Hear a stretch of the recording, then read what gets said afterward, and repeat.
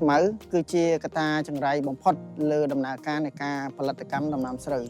បើយើងគ្រប់គ្រងស្មៅមិនបានល្អទេនឹងធ្វើឲ្យខាត់បង់ច្រើនទី1ខាត់បង់ពូជទី2ខាត់បង់ទាំងជីទាំងថ្នាំទី3ពេលដែលស្មៅច្រើនគឺវាធ្វើជាជំរកពពួកសត្វល្អិតទី4បង្កទៅជាបញ្ហាជំងឺបលាស់បាក់តេរីនិងពពួកវ៉ៃរុសច្រើនទី5ពេលវេលារបស់យើងក៏ខាតដែរហើយចំណុចដែលសំខាន់មែនទេនោះគឺខាតបង់ពាក់ព័ន្ធទៅលើទិន្នផលបើស្មៅច្រើនទិន្នផលនឹងធ្លាក់អាចចន្លោះពី30ទៅ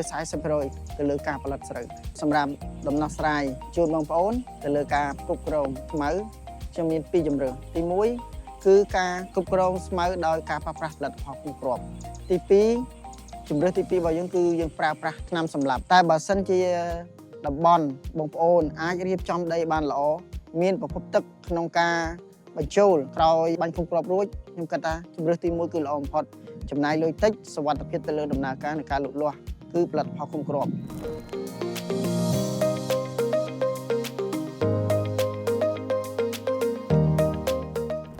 គុំគ្រាប់កុំឲ្យវាមានឆ្មៅ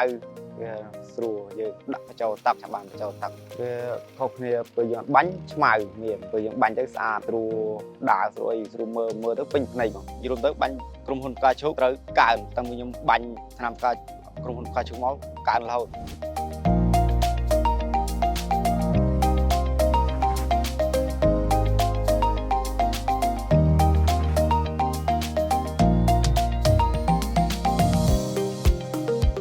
ថ្ងៃនេះខ្ញុំនឹងចែកម្លែកពាក់ព័ន្ធទៅលើ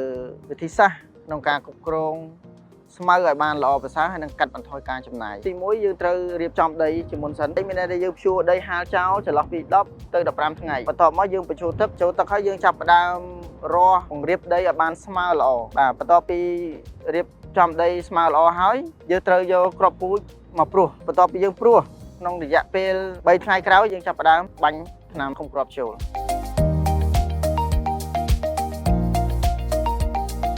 ចឹងថ្នាំគុំគ្រាប់របស់យើងគឺមាន Lifit យើងប្រើចំណុះ1លីត្រលាយជាមួយនឹង K59 ហ្នឹងគឺជាប្រភេទថ្នាំសម្រាប់ខ្យងមានន័យថាយើងបាញ់ទៅបានទាំងខ្យងបានទាំងការពារពពួកទ្រីបដែរទី3គឺ Combi យើងលាយទៅដើម្បីពន្លឿននៃការលូតលាស់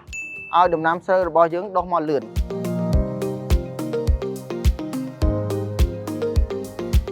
ក្រោយពីយើងបាញ់ថ្នាំគុំគ្រាប់រួចរយៈពេល4ទៅ5ថ្ងៃគឺយើងត្រូវតែបញ្ចូលទឹកឡើងមកវិញបញ្ចូលដើម្បីអីទី1កុំឲ្យដីរបស់យើងមានពន្លឺថ្ងៃយូរពេកដែលបង្កឲ្យប្រេះឬក៏វាប្រភេទស្មៅមួយចំនួនដែលវាត្រូវពន្លឺថ្ងៃហ្នឹងវានឹងបន្តការដុះមកល្អបំផុតគឺ4ទៅ5ថ្ងៃក្រោយគឺត្រូវតែបញ្ចូលទឹកមកវិញកន្លែងខ្លះទៀតអាចពន្យារហូតដល់ទៅ7ថ្ងៃ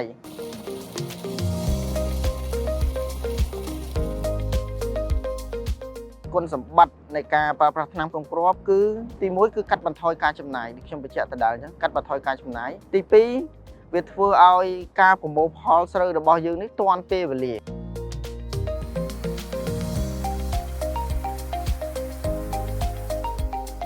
តាមបទពិសោធន៍ខ្ញុំកន្លងមកការប្រើប្រាស់ថ្នាំគុំគ្រាប់ទិន្នផលអាចល្អប្រសើរជាងការបាញ់ស្មៅដុះសូម្បីតែការប្រើប្រាស់ជីក៏អាចកាត់បន្ថយបានមួយចំនួនដែរ